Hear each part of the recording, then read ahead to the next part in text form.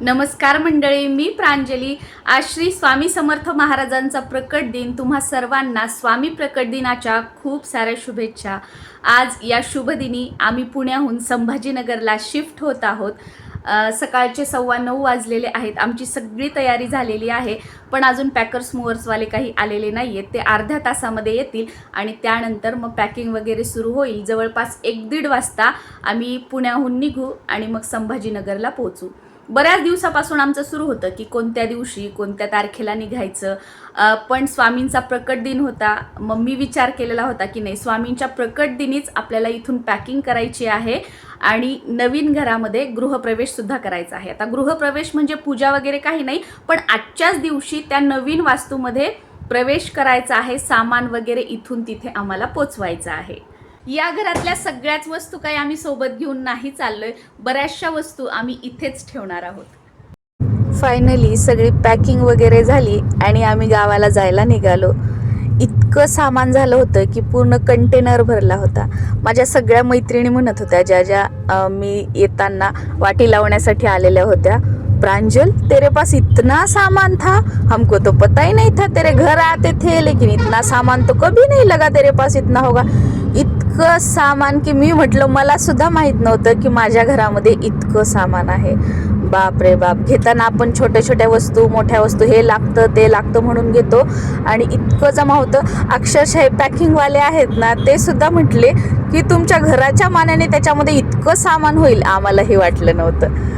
पण असो, चला, संसाराची सुरुवात जी होती ती 2 बॅगपासून झाली होती। फक्त कपड्याच्या बॅगा घेऊन निघालो होतो। सगळं होतं, पण घरातून निघताना कपड्यांच्या बॅगा घेतल्या होत्या। आणि जिथे आम्ही पहिल्यांदा राहिलो, लग्नानंतर जॉबसाठी गेलो, तर तिथे आम्ही मेस लावलेली होती।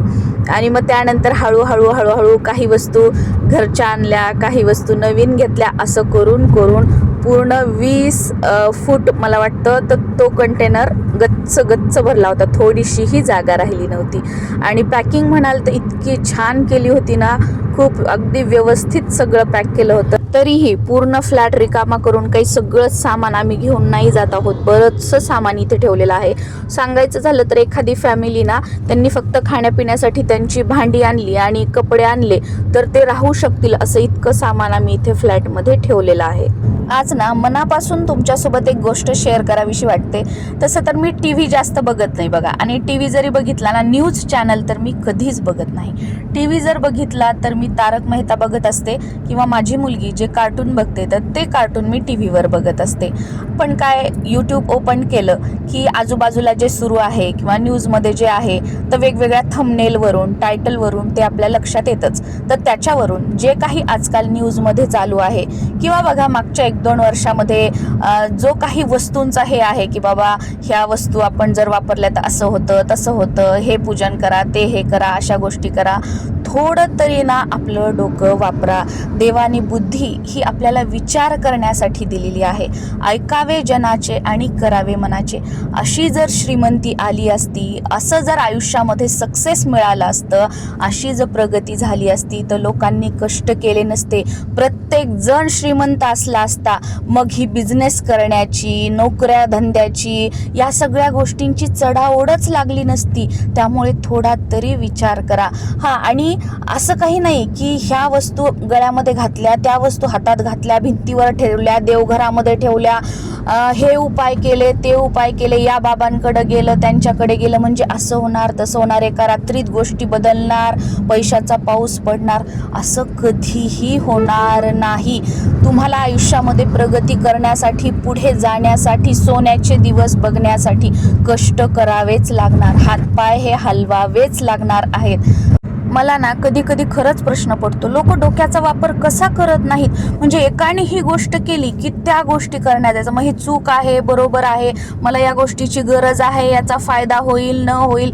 आणि बघा, आपल्यापैकी बरेच जण, आपण मध्यमवर्गीय आहोत, आपल्यापैकी बरेच जण काय, तर मुलांनी समजा एखादी गोष्ट मागितली, मग ती खाण्यासाठी असो, आवड म्हणून असो, किंवा त्यांच्या मित्रमैत्रिणींजवळ आहे म्हणून असो, तर आपण काय म्हणतो की चला आत्ताच नको, आम्ही तुला नंतर घेऊन देईल। म्हणजे मुलाचं मन मारून बऱ्याच वेळेला स्वतःचं पोट मारून की चला एखादी गोष्ट खावीशी जरी वाटली तर नको बाबा, घरी स्वयंपाक करून आपण खाऊ, याच्यासाठी कशाला पैसे घालायचे, आपली इच्छा मारून. बऱ्याच वेळेला एखाद्याकडे एखादी वस्तू बघितली तर आपल्याला वाटतं हो ही माझ्याकडे असावी, एखादा कपडा आपल्याला दुकानात बघितला तर वाटतं हाही माझ्याकडे असावा, पण आपण आपली इच्छा मारतो की नको चला हे पैसे थोडेसे साठतील, आपण नंतर कधीतरी कपडे घेऊ किंवा माझ्याजवळ आहेत.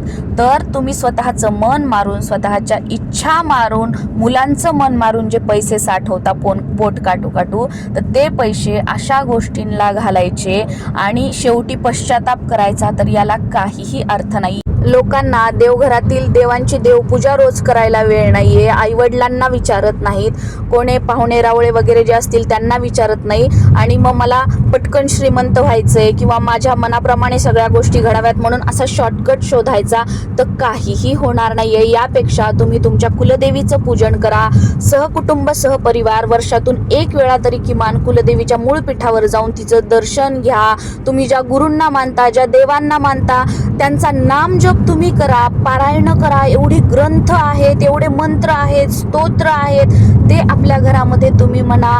घरामध्ये जे आपल्या घरातील मोठी मंडळी आहेत त्यांचा मान सन्मान करा, त्यांना चांगलं तुम्ही सांभाळा, पित्रांची सेवा करा. तुम्हाला आयुष्यात काहीही कमी पडणार नाही. आणि आपण म्हणतो ना की मी सगळं करते पण माझ्या आयुष्यामध्ये दुःखच आहे, दुःखच आहे, तर असं अजिबात नाहीये.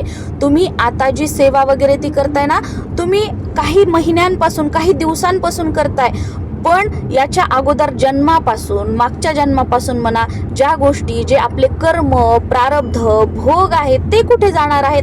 आपले जे प्रारब्ध आहेत, भोग आहेत, ते आपण भोगत आहोत. आणि ज्याही काही आपण सेवा करतो, पारायण करतो, पूजापाठ करतो ना, तर त्यामुळे जे आपले प्रारब्ध असतात, भोग असतात, त्याची तीव्रता कमी होते. आणि त्या सगळ्या जी परिस्थिती सध्याची आहे त्याला सामोरं जाण्यासाठी जी प्रबळ इच्छाशक्ती लागते ना, जे आपल्याला पाठबळ लागतं, ते आपल्याला या सेवेतून मिळत असतं. नाहीतर बघा, बऱ्याच जणांच्या आयुष्यामध्ये असे अडचणीचे दिवस वगैरे आले तर वाईट विचार करतात किंवा वाईट पाऊल उचलतात, नको त्या गोष्टी करतात. पण आपण कशीही परिस्थिती असू द्या, त्या परिस्थितीला ठामपणे तोंड देतोय ना, मग ही शक्ती आपल्यामध्ये कुठून आली? जी तुम्ही सेवा करताय, नामस्मरण करताय, पारायण करताय ना, त्यामधून आली. आणि हो, तुमचं स्वतःचं घर असो किंवा तुम्ही रेंटच्या घरात राहत असो, ती तुमची वास्तू आहे, तर त्या राहत्या घरामध्ये वर्षातून एक वेळा तरी कुळाचार, कुळधर्म आपल्या घरामध्ये करायलाच हवा.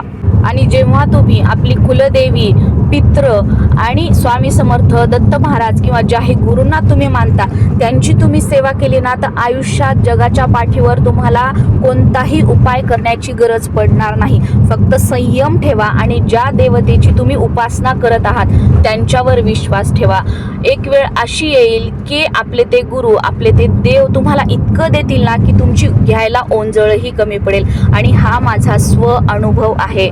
आजपर्यंत बघा, माझं काही खूप वय नाही, मी 33 वर्षाची आहे, पण कधीच कोणाचं वाईट केलं नाही, कधीच कोणाचा एक रुपयाही घेतला नाही. आपले पैसे लोकांना दिले, लोकांची मदत केली, पण लोकांचं कधीच घेतलं नाही. आणि हे उपाय वगैरे अशा फंद्यामध्ये पडली नाही. आज मी तुम्हाला एवढ्या सगळ्या सेवा वगैरे सांगते, व्हिडिओ बनवते, तर त्यामध्ये सेवेलाच माझं प्रथम प्राधान्य असतं. कधीच या वस्तू घ्या, त्या वस्तूनी तसं केलं तर असं होईल, श्रीमंती येईल, या गोष्टी तुमचं कार्य पूर्ण होईल, मी असं कधीच सांगत नाही किंवा या गोष्टींना प्राधान्य देत नाही. कारण या स्वतः मी गोष्टी फॉलो करत नाही. मी फक्त सेवा करते आणि सेवेचेच अनुभव आहेत. आणि सेवा करूनच, कारण मी दत्त महाराजांची सेवा करते, गुरुचरित्र पारायणाने मला इतकं काही दिलंय ना, जे मी तुम्हाला म्हणते ना की ओंजळ कमी पडेल, तर इतक्या गोष्टी फक्त गुरुचरित्र पारायण सेवेने दिलेल्या आहेत. आणि सेवा सुद्धा मी असं नाही की याला या सेवेचा अनुभव आला, त्याला त्या सेवेचा अनुभव आला, नाही. जी सेवा केल्याने माझं मन प्रसन्न होतं, मला मनशांती मिळते, जी सेवा करताना देवासमोर बसल्याने माझं मन एकाग्र होतं, मी त्या भगवंताशी एकरूप होते, तर तीच सेवा मी करते. मग कोणी काहीही म्हणू जा, हे तुम्ही करत नाही का, आता हे आहे, आता ते करा, ते करा, ते हे सोडायचं, ते धरायचं, ते सोडायचं, हे धरायचं, अशा गोष्टी मी कधीही करत नाही. तुम्ही कोणतीही एक सेवा करा. तुम्हाला काहीच जमत नाही ना, तुम्ही नामस्मरण करा. आता तेही नाहीत की दिवसाच तुम्ही एवढ्याच माळी करा, हेच करा. तर तुम्हाला मनापासून किती वाटतं देवाचं नामचिंतन करावं, तेवढं तुम्ही करा, मनापासून करा. बघा, त्याचे अनुभव तुम्हाला मिळतील. आणि एक गोष्ट लक्षात घ्या, भक्ती, सेवा, पूजा मांडणी, पारायण, पूजापाठ या सगळ्या गोष्टी असतात ना, ही करण्याची प्रत्येकाची पद्धत ही वेगवेगळी असू शकते. जे मी तुम्हाला व्हिडिओमधून सांगते किंवा इतर व्हिडिओजमधून तुम्ही जे बघता, ऐकता, गुगलवर वाचता, तर त्या गोष्टी एक नॉलेज म्हणून ग्रहण करा. आणि प्रत्यक्षात जेव्हा आपण घरी पूजापाठ वगैरे या सगळ्या गोष्टी करायला बसतो ना, त्यावेळेला तुम्हाला कशा प्रकारे सेवा केल्यानंतर तुमचं मन प्रसन्न होतं, त्या देवतेशी त्या सेवेमध्ये एकरूप होतं, त्याप्रमाणे सगळ्या गोष्टी तुम्ही करा. नाहीतर मी ज्या गोष्टी करते म्हणजे तुम्ही ज्या गोष्टी करताय त्या चुकीच्या आणि व्हिडिओमध्ये ज्या बघितल्या त्याबरोबर असं अजिबात नाहीये. प्रत्येकाची भक्ती करण्याची पद्धत ही वेगवेगळी असू शकते आणि तुम्ही तुमच्यातली की कशा प्रकारे सेवा केल्यानंतर मी सेवा करताना एकरूप राहते, माझं मन एकाग्र होतं, मला मनशांती मिळते, या स्वतःमधल्या ज्या क्वालिटीज असतात ना, गोष्टी असतात ना, त्या ओळखा आणि त्याप्रमाणेच तुम्ही सेवा, पूजापाठ, पारायण या सगळ्या गोष्टी करण्याचा प्रयत्न करा. बघा, तुम्हाला खूप लवकर अनुभव येतील आणि जे तुम्ही शोधताय ना की ही सेवा केल्याने, त्या वस्तू केल्याने, त्या हे वापरल्याने असं होईल तसं होईल, त्या सगळ्या गोष्टी फक्त तुम्हाला सेवेमधून मिळतील. 24 तास सेवा केली तर अनुभव येणार असं नाही. दिवसातला फक्त 1 मिनिट तुम्ही एक वेळा श्री गुरुदेव दत्त मनापासून नाव घेतलं, पण ते अंतःकरणापासून घेतलं ना, तर नक्कीच तुमच्या हाकेला महाराज प्रतिसाद देतील. कारण का, भले तुम्ही एक वेळा नाव घेतलं पण ते तुम्ही मनातून, अंतःकरणापासून घेतलेलं होतं. आणि जेव्हा अंतःकरणातून हाक मारतो तेव्हा भगवंत सुद्धा त्या हाकेला प्रतिसाद देत असतो. त्याच्यामुळे थोडंसं आपल्या डोक्याचा विचार करा. प्रत्येकाला वाटतं बघा आपल्याकडे पैसा यावा, माझं घर चालावं, ते प्रत्येकाचं तर कामच आहे, त्या गोष्टी करणार. पण अशा फंद्यामध्ये पडण्यापेक्षा किंवा अशा प्रवाहात वाहत जेव्हा तुम्ही जाता, तुम्हाला वाटतं की या गोष्टीत माझा कल आहे, या गोष्टी करायच्या, तर थोडासा बुद्धीचा वापर करा, विचार करा आणि मगच ठरवा. यापेक्षा जर दिवसभरातला तुमचा थोडासा वेळ तुम्ही सेवा, पूजापाठ या गोष्टींमध्ये दिला ना, तर ह्या गोष्टी तुमच्या पिढ्यानपिढ्या तुमच्या मुलांना, त्यांच्या मुलांना सुद्धा कामी येतील. आणि आपले जे भोग असतात, प्रारब्ध असतात, त्याची तीव्रता सुद्धा सेवा केल्याने कमी होत असते. त्याच्यामुळे त्याच्या मागे लागू नका. जी आपली कुलदेवी आहे, पित्र आहेत, जे आपले गुरु आहेत, त्यांची घरामध्ये बसून तुम्ही सेवा करा. बघा, नक्कीच साक्षात्कार होईल. मी नाही म्हणत की एका रात्रीमध्ये चमत्कार होईल, पण आपण केलेली सेवा एक वेळा जरी तुम्ही देवाचं नाव घेतलं ना, ते कधीही वाया जात नाही. कारण तो भगवंत आपल्याला द्यायलाच बसलेला आहे, पण आपलाच त्यांच्यावरती विश्वास नाहीये. त्यामुळे जीही सेवा करताय मनापासून करा, संयम ठेवा. तो भगवंत व्याजासकट तुम्ही त्यांचं एक वेळा घेतलेलं नाव सुद्धा तुम्हाला परत करेल. मी सांगितलेल्या गोष्टी पटल्या तर घ्या, नाही पटल्या तर इथे सोडून द्या.